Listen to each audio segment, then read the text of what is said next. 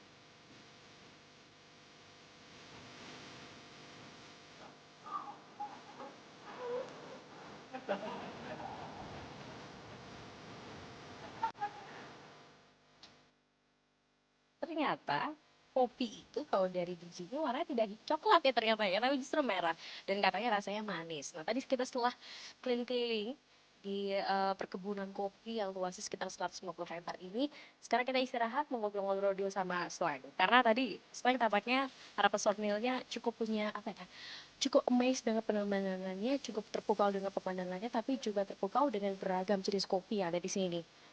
Mas Bim Bim, ngobrol-ngobrol dulu yuk. Nah, akhirnya istirahat ya tadi ya. Kita udah nanjak-nanjak ya.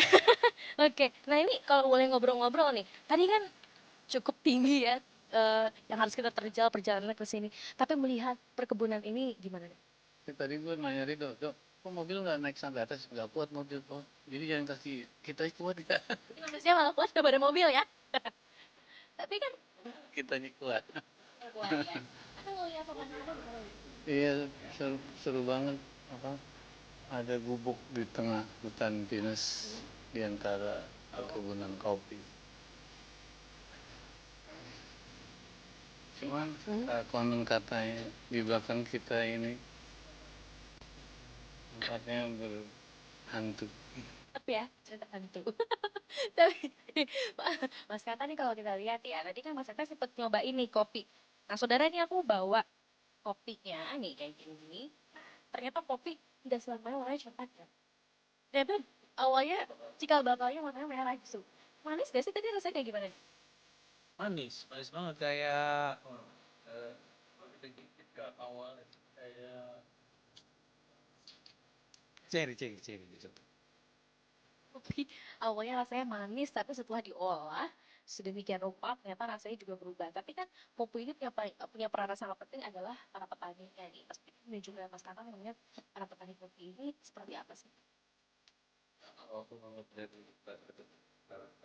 antusias apa kopi, jadi optimis banget aku gitu tentang Indonesian Coffee bisa jadi tuan rumah di sini sendiri bisa diandalkan. Bertahun-tahun kopi terbengkalai, banyak hutan-hutan liar kopi nggak diurus.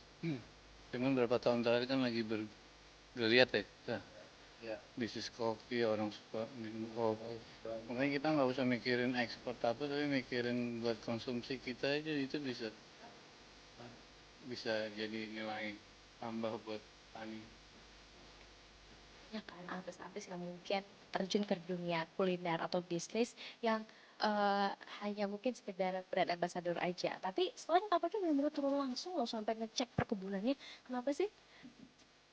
sebetulnya ini adalah pendalaman apa namanya pendalaman kita ber ya slang gitu untuk apa namanya knowledge kita tentang pengetahuan kita tentang kopi gitu karena kita lagi punya dagangan slang kopi paling enggak kita pengetahuan tentang kok gimana kopi sejarah kopi perkebunan kopi kayak apa berada di mana kalau ada kebun kopi itu ada di mana itu kita kayaknya perlu tahu untuk sekedar apa namanya untuk ilmu yang kita pegang aja ya maksudnya kita main di satu tempat ya kita paling nggak tahu tempat main itu seperti apa kan.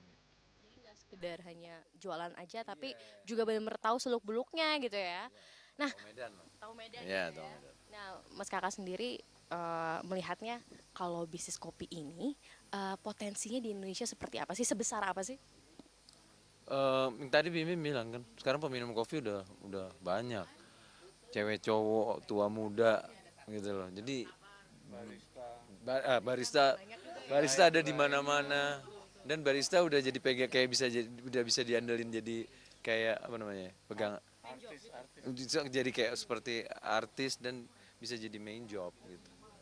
Itu sebuah optimisme banget buat kita maksudnya ini bagus apa namanya perkembangan kopi Indonesia bisa bisa jadi andelin kita nggak perlu ekspor lagi justru kopi bener-bener semuanya yang ada di Indonesia kita konsumsi untuk orang Indonesia. Seringkali mungkin kita minum di kedai-kedai kopi, tapi ternyata kopi Indonesia, tapi kalau sudah di masuk ke luar negeri kan harganya jadi beda gitu. Padahal kita harus lebih cinta produk Indonesia begitu ya. Iya apa namanya pokoknya kalau kopi Indonesia itu bisa terkonsumsi sama habis sama orang Indonesia petaninya yang happy kita sih bangganya.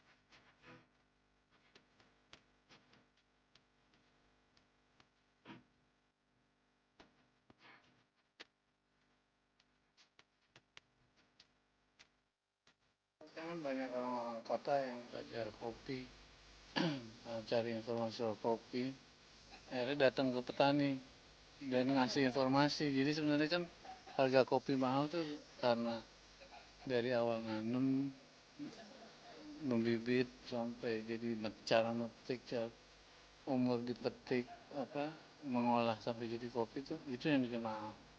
Jadi ya mudah-mudahan dengan banyak gairah bisnis kopi dan banyak orang-orang yang masuk ke desa berjoin sama petani, hasilnya nanti akan bagus, dan kalau bagus pasti mahal. Selain para petani kan yang perlu diperhatikan adalah juga pemerintahnya nih. Nah, pesan-pesan dari Slang sendiri untuk pemerintah guna membantu nantinya kopi ini semakin berkembang di Indonesia apa nih? Support pemerintah Eh, ini kan bisnis kreatif ya. Justru kita yang kreatif, justru kita iya harus yang kreatif. Kalau bisa kita menghasilkan ekonomi yang besar, akhirnya bisa mendapat keuntungan bayar pajak ke pemerintah justru. Biar pajaknya bisa buat sesuatu yang lain. Kalau kita sering dari dulu nggak pernah dibantu dan nggak suka diminta bantuan kita. Justru kita harusnya kreatif, menghasilkan justru kita bisa berbagi ke orang atau bayar pajak. Banyak juga penonton Kompas TV yang anak-anak muda yang pengen bikin usaha. Kira-kira tips dari Slack sendiri apa sih pesan-pesannya untuk anak Indonesia supaya semakin bisa mengembangkan ekonomi kreatif, khususnya mungkin dari bidang kuliner gitu ya? Ini berani mencoba tuh. Segala. Soalnya lo tinggal di sini, saya duduk. Ada apa di sini? Oh, ada pinus. Pinus diapain ya? Oh, getahnya bisa jadi apa? Damar. Oh, ada kopi. Kopi bisa. Jadi kan harus kita yang kreatif. Kan apalagi sekarang zaman eh, internet ya. Jadi informasi bisa banyak tahu.